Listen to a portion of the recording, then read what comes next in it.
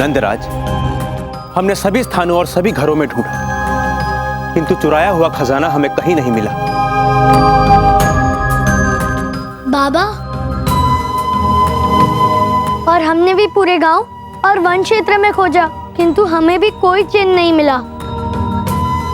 किंतु मुझे यह समझ नहीं आ रहा, यदि कोई बाहरी व्यक्ति वृंदावन में नहीं आया तो फिर ये चोरी हम में से ही किसी ने की है। समझ नहीं आ रहा वो कौन है। मैं बताता हूं कि चोर है कौन।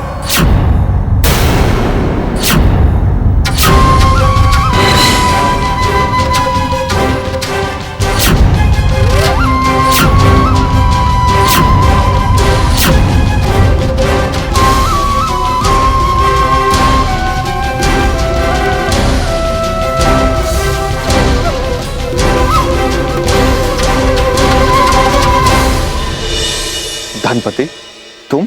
हाँ नंद, मैं धनुपति वापस लौट आया हूं। मैं गोकुल छोड़ने के पश्चात मैं तीर्थ यात्रा पे चला गया था। अपना तन और मन पवित्र करके आया हूं मैं।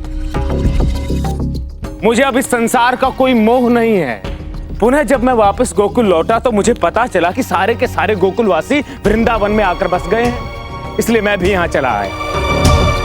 मैं इतना प्रसन्न था कि मैं अपने प्यारे गोकुलवासियों से बातें करूंगा, मिलूंगा जुलूंगा, सुख दुख साझा करूंगा। किंतु क्या हुआ मेरे साथ? उल्टा हुआ सब कुछ। मेरी प्रथम रात्रि में ही चोरी हो गई मेरे घर में।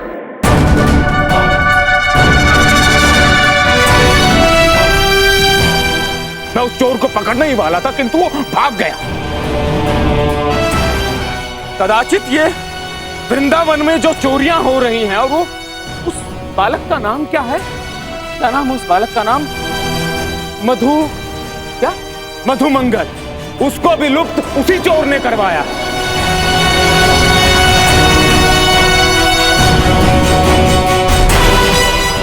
किंतु भाइयों, चिंतित मत होइए, अब मैं आ गया हूं। सारी समस्याओं का समाधान है मेरे पास। मेरे पास एक ऐसा उपाय है, कुछ ही क्षणों में वो चोर हम सबके समक्ष होगा।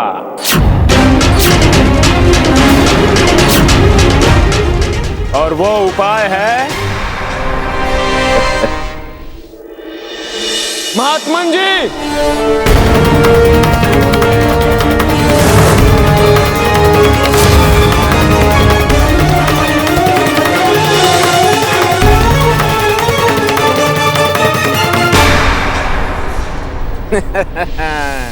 अब कुछ ही क्षण में दूध का दूध और पानी का पानी हो जाएगा।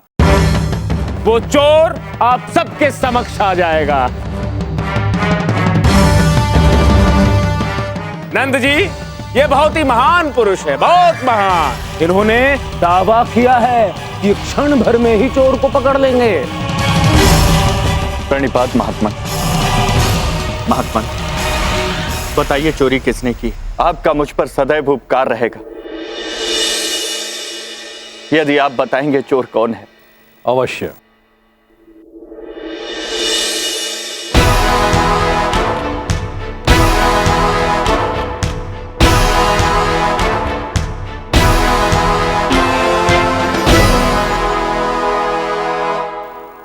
ये एक दिव्य प्रसाद है, और जैसे ही चोर इसका सेवन करेगा उसके कान बड़े हो जाएंगे।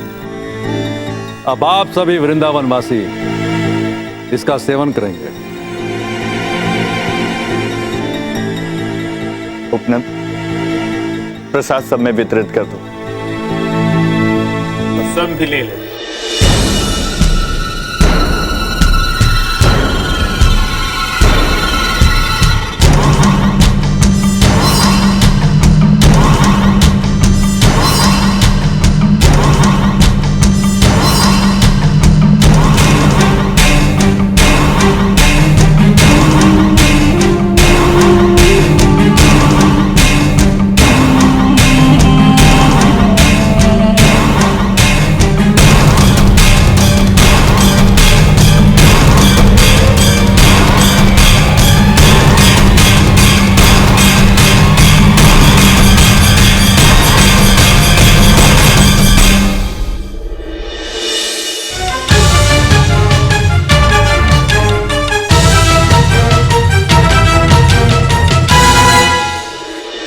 महात्मा, हम में से किसी के भी कान बड़े नहीं हुए, अर्थात धनराशि हम में से किसी ने भी नहीं चुराई।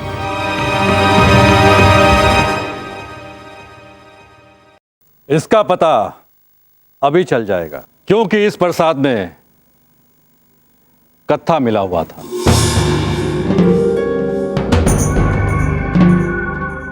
जिसके कारण सभी के मुख अंदर से लाल हो जाएंगे।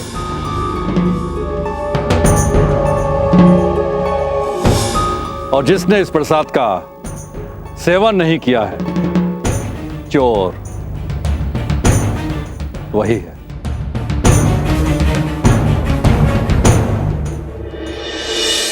अब आप सब लोग अपना अपना मुख खोलिए। मुख खोलिए अपना। नंदरानी, आप भी खोलिए।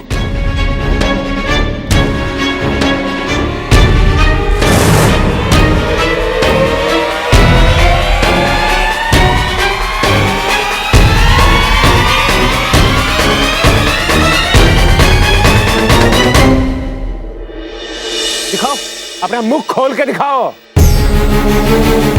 तुम भी दिखाओ। मिल गया, चोर मिल गया।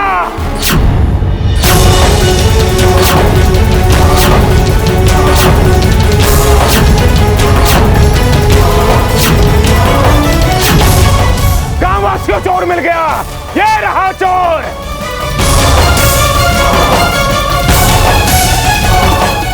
अच्छा, तो ये उद्दंडता, मेरी अनुपस्थिति में धन की चोरी करना भी सीख गए हो। तो गांववासियों, ये सिद्ध हो गया कि कृष्णा ही चोर है। इसे कड़े से कड़ा दंड मिलना चाहिए, शीघ्र अतिशीघ्र वो भी। इन दोनों का मुख लाल नहीं है। लाल नहीं है। लाल नहीं है। इन दोनों का मुख लाल नहीं है।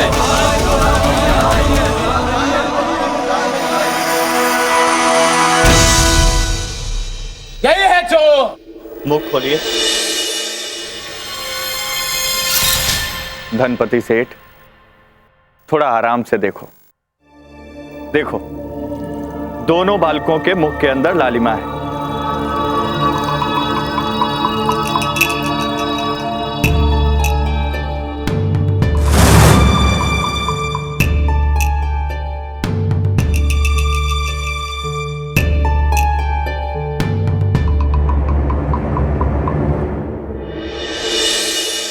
अब तो आपको विश्वास हो गया होगा ना कि दाऊ और मैंने चोरी नहीं की है।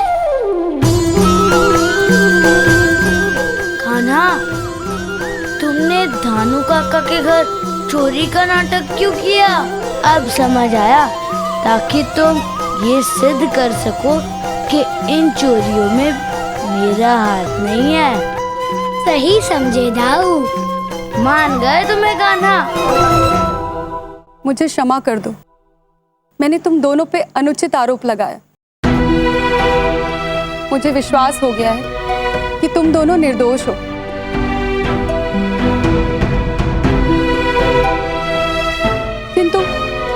किंतु मेरा पुत्र कहाँ है?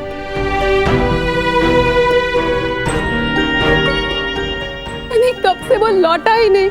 चिंतित मत होइए काकी, एक बार चोर पकड़ में आ जाए, फिर मधुमंगल को खोजने में समय नहीं लगेगा। अभी तो हमें ये ज्ञात करना है कि प्रसाद किसने नहीं खाया।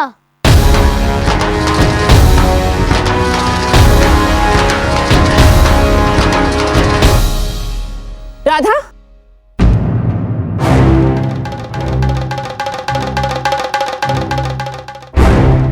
राधा, कहाँ जा रही हो तुम? कहीं नहीं काकी। राधा, अपना मुख खोलो।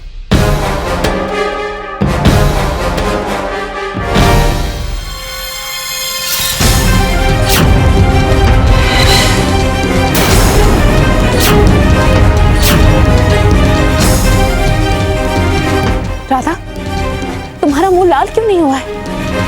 वो काकी, मैंने प्रसाद नहीं खाया। राधा पुत्री, तूने प्रसाद नहीं खाया? क्यों?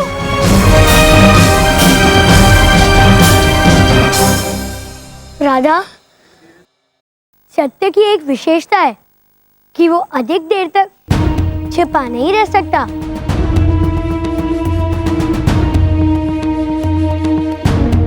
और राधा, अच्छा यही होगा कि तुम सबके सामने स्वयं सत्य बता दो।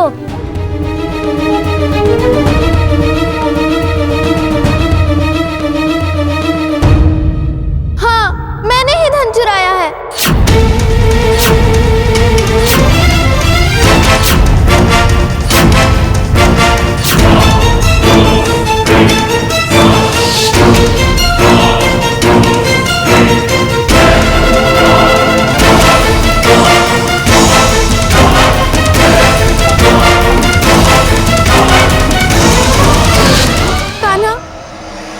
सत्य कह रही हूँ, मुझे नहीं पता था कि मुझे क्या हो गया था। जैसे ही मैंने उस तितली को मुक्त किया, मुझे ऐसा लगा कि किसी ने मुझे अपने वश में कर लिया है और थोड़े ही समय बाद मुझे स्वर्ण और धन की इच्छा होने लगी।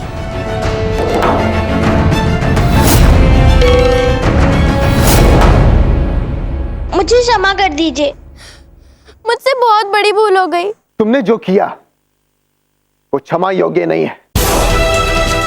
हाँ राधा, ये क्या किया तुमने पुत्री? हाँ काका, सबके सामने अपना अपराध स्वीकार करना ही सबसे बड़ा पछतावा है।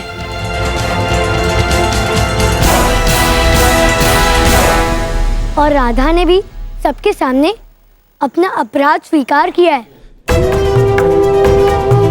और हमें भी उसे क्षमा कर देना चाहिए। राधा, तुमने वो धनराशि कहाँ छुपाई है? वो मैंने वन के विशाल वृक्ष के पास वो सारा धन छुपाया था। राधा, क्या तुम हमें वहाँ ले चलोगी? नंदराज, प्रस्थान करने का समय हो गया है। नंदराज, आप सभी के सहयोग के लिए धन्यवाद, किंतु प्रस्थान करने से पहले हम धन की जांच करना चाहेंगे।